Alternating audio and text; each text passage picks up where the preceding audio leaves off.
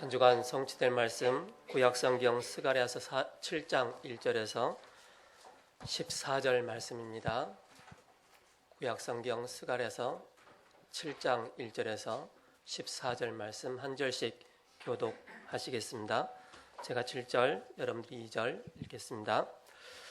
다리오 왕 제3년 아홉째 달 곧 기슬레월 4일에 여호와의 말씀이 스가랴에게 임하니라. 그때 베델 사람이 사레셀과 레겜멜렉과 그의 부하들을 보내어 여호와께 은혜를 구하고 만군의 여호와의 전에 있는 제사장들과 선지자들에게 물어 이르되 내가 여러 해 동안 행한 대로 5월 중에 울며 근심하리이까 하매 만군의 여호와의 말씀이 내게 임하여 이르시되 온 땅의 백성과 제사장들에게 이르라. 너희가 70년 동안 다섯째 달과 일곱째 달에 금식하고 애통하였거니와 그 금식이 나를 위하여 한 것이냐. 너희가 먹고 마실 때에 그것은 너희를 위하여 먹고 너희를 위하여 마시는 것이 아니냐. 예루살렘과 사면 성읍의 백성이 평온히 거주하며 남방과 평온의 사람이 거주할 때 여호와가 옛 선지자들 통하여 외친 말씀이 있지 않느냐 하시니라. 여호와의 말씀이 스가랴에게 임하여 이르시되 만군의 여호와가 이같이 말하여 이르기를 너희는 진실한 재판을 행하며 서로 인애와 긍휼을 베풀며 고아와 나그네와 궁핍한 자를 납제하지 말며 서로 해하려고 마음에 도모하지 말라 하였으나 그들이 듣기를 싫어하여 등을 돌리며 듣지 아니하려고 귀를 막으며 그 마음을 금강석 같게 하여 율법과 만군의 여호와가 그의 영으로 옛 선지자들을 통하여 전한 말을 듣지 아니하므로 큰 진노가 만군의 여호와께로부터 나왔도다. 내가 불러도 그들이 듣지 아니한 것처럼 그들이 불러도 내가 듣지 아니하리라. 만군의 여호와가 말하였느니라. 내가 그들을 바람으로 불어 알지 못하던 여러 나라에 흩었느니라. 그 후에 이 땅에 황폐하여 오고 가는 사람이 없었나니 이는 그들이 아름다운 땅을 황폐하게 하였음이니라 하시니라. 아멘. 세움 찬양대 하나님께 영광 돌리겠습니다.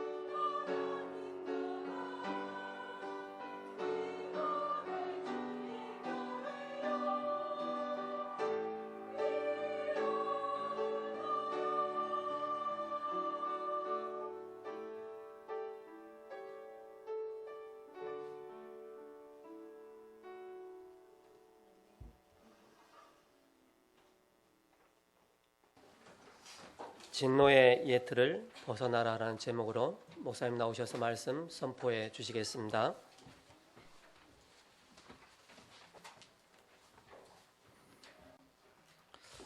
오늘 12절 말씀해 보시면 그 마음을 금강석 같게 하여 율법과 만군의 여호와가 그의 영으로 옛 선지자들을 통하여 전한 말을 듣지 아니하므로 큰 진노가 만군의 여호와께로부터 나왔도다. 이렇게 말씀하고 있습니다. 좀 돌처럼 마음이 굳어서 말씀을 듣지 않았다 그러겠죠. 그냥 돌이 아니라 아예 금강석처럼 그랬습니다. 금강석이 뭐냐? 가장 강한 돌, 다이아몬드, 강한 돌. 그래서 그것처럼 마음을 완전히 닫고서 하나님 말씀을 절대 듣지 않고 말씀대로 행하지 아니하였다. 그런 말씀의 내용이죠. 지난주 암송 구절은 사도행전 4장 12절이고요. 이제 금주의 암송 구절은 골로새 2장 8절입니다. 주보 10페이지 밑에 다 같이 함께 암송해 보겠습니다. 지난주 거부터 시작. 다른 이로서는 구원을 받을 수 없나니 천하 사람 중에 구원을 받을 만한 다른 이름을 우리에게 주신 일이 없음이라 하였더라. 그다음 골로새 2장 8절. 누가 철학과 헛됨 속임수로 너희를 사로잡을까 주의하라.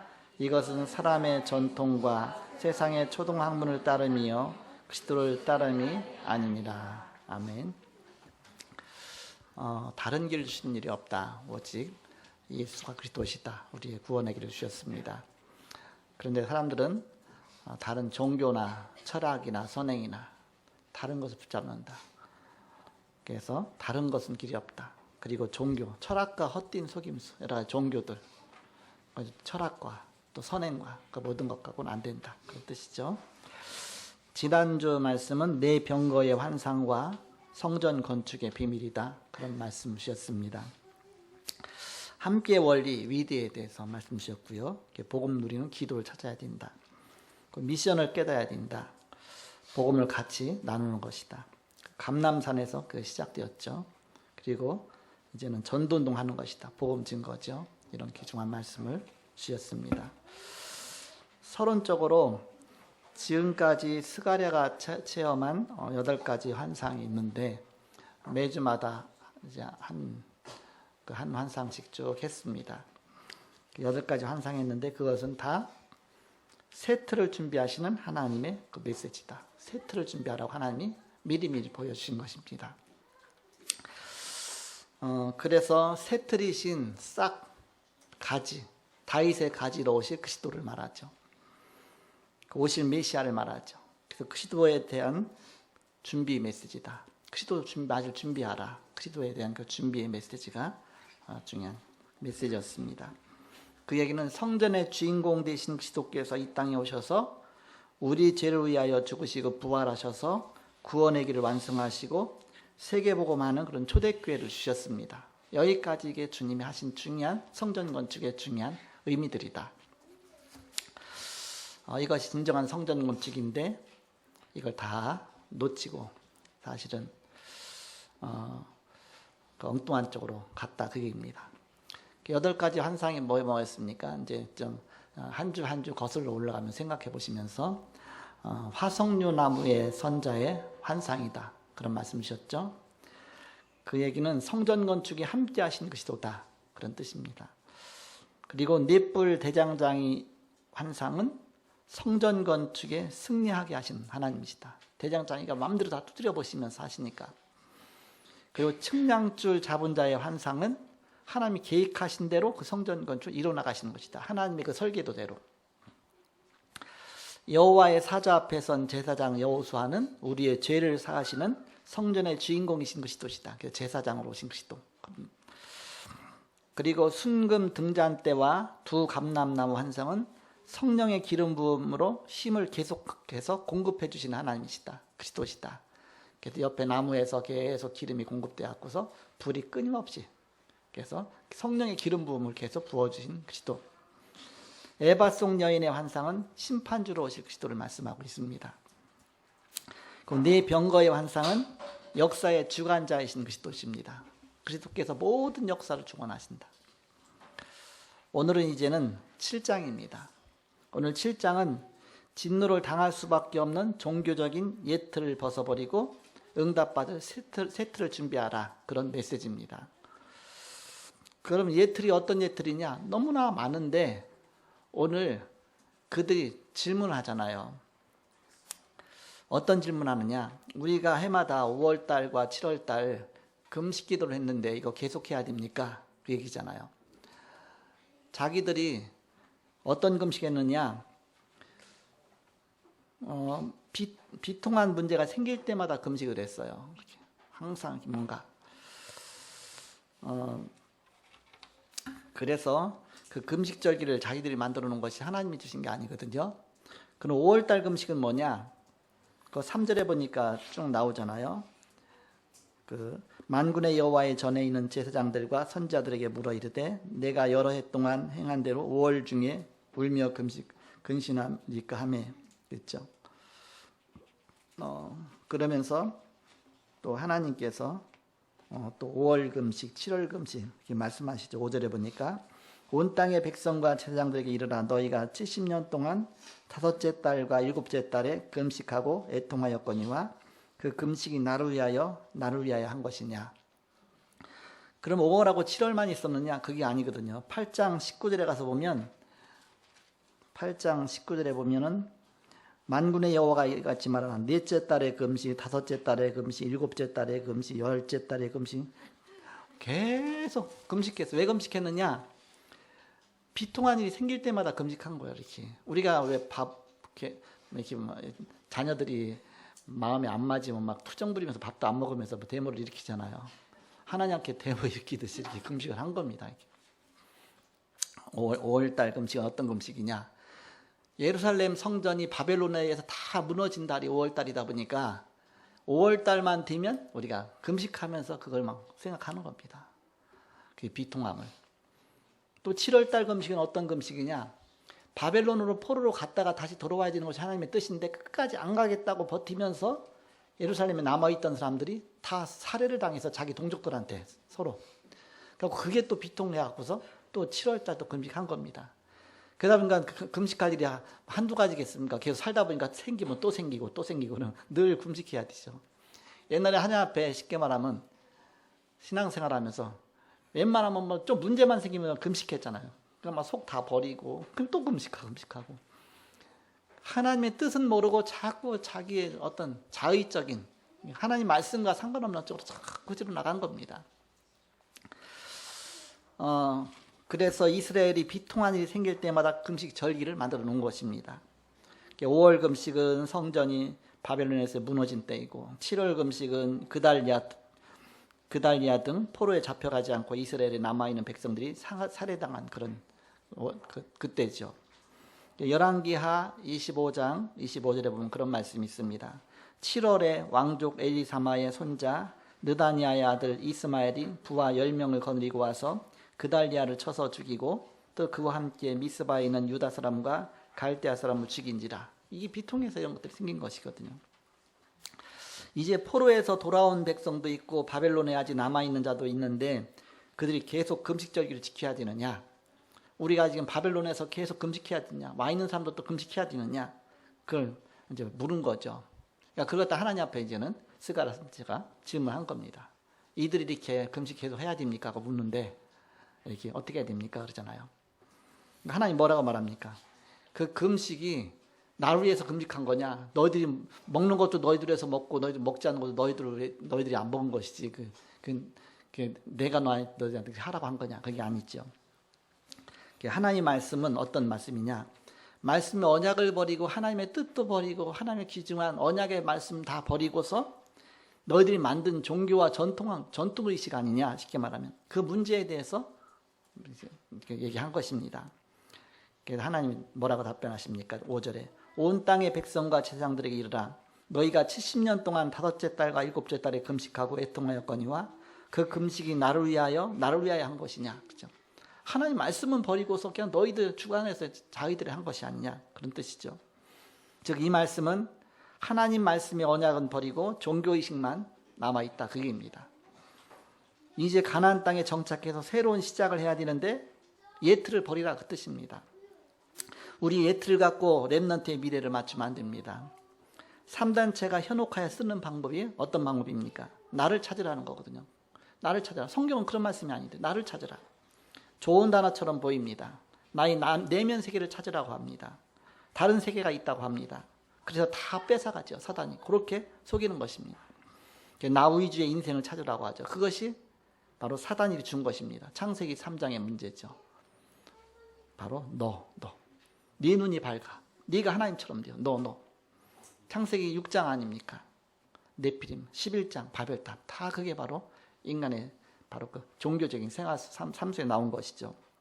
그러다 보니까 복음이 아니다 보니까 정신병이 많아지고 제일 가장 많이 하는 것이 문제는 막 자살, 타살 엄청난 문제가 많이 오죠. 이렇게. 그래서 이 땅에 문제가 왔습니다. 그러면 본론으로 렘넌트를 위한 세트를 준비해야 되겠는데 우리가 어떻게 준비해야 되겠느냐 이 뜻입니다. 오늘 첫 번째 중요한 플랫폼을 만드는 것입니다. 가장 중요한 플랫폼이 어떤 플랫폼이겠습니까? 시설보다 더 중요한 내용입니다. 어떤 내용입니까? 바로 복음의 플랫폼입니다. 복음의 플랫폼. 복음 놓치면 결국은 사단에게 속는 것입니다. 복음 놓치면 결국 엉뚱한 쪽으로 가게 되는 것입니다. 그래서 계속 복음을 강조하는 것입니다. 사도행전 1장 1절 3절 8절 138 138 계속 말씀하죠. 예수가 그리스도시다. 하나님 나라의 비밀. 오직 성령 충만 받고 증인되는 것이다. 138을 자꾸 놓치는 것이죠. 복음 누리는 것이 기도입니다. 기도의 플랫폼을 만드는 것입니다. 그래서 영적 플랫폼이죠.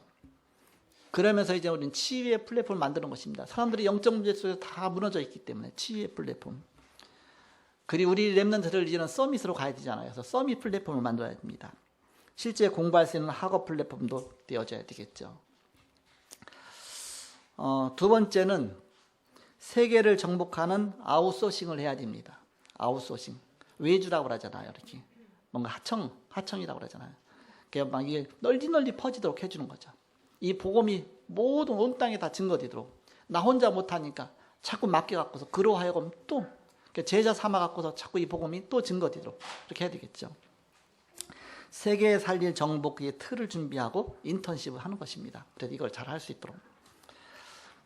그래서 우리는 레버리지를 사용해야 된다. 레버리지 지렛대 아닙니까? 바로 그리스도가 우리의 레버리지입니다. 그리스도의 능력 갖고 그 이름 갖고 그리고 우리의 베슬 그릇이죠. 중요한 내용 준비해야 됩니다. 우리 렘넌트가 우리의 가장 중요한 내용입니다. 우리 렘넌트들로 인재로 만들고 세상을 정복할 수 있도록. 그리고 트랜스미션 전달 아닙니까? 모든 사람이 다 치유의 대상입니다. 이 복음이 모든 사람에게 다 들어가야 된다. 아무도 하지 못하는 작품 남겨야 된다. 노바디 작품. 렘넌트는 우리 플랫폼을 잘 만들 수 있잖아요. 이 미디어 같은 것도 이렇게. 이번에 이제 방송공사도 다 렘넌트들이 했는데, 이렇게 그쪽에 이제 전문성 있는 자들이, 뭐 렘넌트라고 해서 어린 렘넌트는 아니고, 지금 아직 이렇게 자라서 좀 청년된 사람들이지만, 그래서 우리 렘넌트들이 이걸 잘해요. 이렇게. 이게 뭐 자막기 같은 것도 우리는 못하지만 렘넌트는 잘하잖아요. 이제 자막기가 생겨갖고서 이제 그 글씨가 쭉 이제는 직접 화면에 뜨죠. 그러니까 좋죠. 지교회에서 늘 본 교회에서는 프로젝터 싸갖고 글씨가 나왔는데 우리는 그게 안 보인다. 좀 어떻게. 근데 이제는 같이 화면에 같이 가지니까 같이 볼 수가 있겠죠. 그러니까 여러분들은 잘 모릅니다. 그래서 같이 예배 드리니까 아쉬운 잘 몰라. 이렇게. 소리가 작다. 여러분 소리 작아도 이 소리는 다 들리잖아요. 근데 방송 소리 작으면 어떻게 할 수가 없어. 예를 들어서. 많은 부분이 있죠. 이렇게. 그래서 우리가 이걸 하나하나 자꾸 업그레이드 시켜 나가는 것이죠. 왜 그러느냐? 237 나라 살리는 거 아웃소싱 해야 되니까. 이 복음이 널리 증거돼야 되니까. 제주도에서 우리 지금 중국 사람이 이렇게 교회에 왔는데 중국어로 좀 메시지 듣고 싶은데 통역을 영어로 해주니까 우리 양성 우리 전선이 영어로 통역했잖아요. 일부 예배. 그래서 중국어로 좀 해줬으면 좋겠다. 그래서 그럼 중국어로 하라고. 오늘부터 일부 예배는 중국어로 통역했어요. 물론 그 전에 중국어로 통역하다 영어로 통역했지만 그러면서 일부 예배는 중국어로 통역하고 그 다음에 나중에 좀 시간표가 되면 성가대도 좀 많아지고 그다음 또 뭔가 이렇게 잘 해야 하고 또 저기 하고 그렇게 되면 시간표가 되면 지금 시간은 영어로 통역하고 그럼 되겠죠. 이렇게. 그 일부는 중국어로 통역하고 지금 영어로 통역하고 그런 날이 빨리 오기를 바랍니다. 그래서 이 복음이 어디든지 널리 증거될 수 있도록 그 통역으로 한번 해보면요, 이제 해외에 가서 사역할 게 준비가 되는 겁니다. 통역 안 해본 사람은요, 해외 가서 말씀 전하는데 옆에 통역자 붙으면요, 하다가 막 당황이 돼요. 어디서 말을 끊어야 될지, 어떻게 말을 전해야 될지. 그냥 말하는 거하고 통역은 틀리거든요, 이게. 그래서 우리가 세계복음화의 중요한 틀을 준비하는 것이다. 마지막 세 번째입니다. 실제 체험을 하게 만들어줘야 됩니다. 체험하지 않으면 잘 안 되게 돼 있어요. 체험할 때까지 그게 내 것, 잘 안 되는 겁니다. 그래서 체험해야 비로소 내 것이 되어지는 것입니다. 3기업이란 무엇이냐, 4차 산업, 그 세계가 4차 산업이 뭐냐, 그런 것들이 다 체험되어져야 되거든요. 그 3단체 치유할 수 있는 그 미션이, 3단체가 뭐냐, 그 치유할 수 있는 그 미션음도 필요하고, 또 237 나라 렘넌트들 초청해서 또 그들에게 또 복음 줘야 되고, 그것들은 애국 사람도 아니고 히브리 사람도 아닌 TCK는 뭡니까? 그 나라 사람, 그 나라에 살고 있는데 그 나라 사람도 아니야. 그러니까는 두 가지를 다 갖고 있죠. 또 정체성이 없죠. 그런 사람도 살리는 사역이라든지 해봐야 알죠, 이렇게. 그래서 우리는 결론으로 사도 바울이 사도행전 17장 1절, 18장 4절, 19장 4절 다 어디냐, 바로 회당이죠. 공통점 회당. 회당으로 가는 데마다 회당으로 찾아 들어갔어요. 그것이 바로 미래를 위한 렘넌트 사역을 한 것이죠. 이것이 우리의 결론이다. 미래를 두고 우리가 중요한 차근차근 준비해 나가는 것입니다. 지금 당장 어렵더라도, 지금 당장 우리가 뭐가 안 맞더라도 미래를 향해서 차근차근 준비해 나가는 것이다. 모든 학교에 제자 찾기 운동하고, 제자 나오면, 영원한 제자 나오면 그때부터 시작해서 중요한 시스템을 하나하나 만드는 것입니다. 영원한 제자가 아닌데 자꾸 흔들리는 제자인데 어떻게 시스템을 구축하겠습니까? 그럼 시스템이 구축했는데 무너지면 엄청난 피해가 오잖아요. 진짜 참 제자냐? 이런 문제 오고 저런 문제 와도 절대 흔들리지 않는 제자냐? 계속 보는 거 아닙니까? 그렇게 이 사람은 진짜 어떤 문제 가운데 흔들리지 않는 제자다. 그때부터 하나님이 진짜 응답하시는 것이죠. 조금만 문제 있다고 해서 이렇게 막 흔들리고, 조금만 고통이 있다고 흔들리고, 그런 제자가 아니라 절대 제자, 그걸 절대 제자라고 합니다. 복음으로 끝까지 생명 걸고 이 복음 운동할 수 있는 제자, 12제자들이 다 그런 제자였습니다. 예수님께서는 그런 절대 제자를 찾아서 중요한 시스템을 구축하고 현장 살리는 것이다. 그러면 그때부터 학사도 만들고, 그때부터 렘넌트만 모으는 미션음도 하고, 또 선교관도 만들고, 그러면서 렘넌트의 학업, 학교, 만남, 미래 다 연결돼서 이 전체가 RUTC가 되어지는 것입니다. 그래서 우리는 먼저 가장 중요한 것이 복음의 뿌리를 깊이 내리는 것이다. 계속 복음 반복하는 것이죠.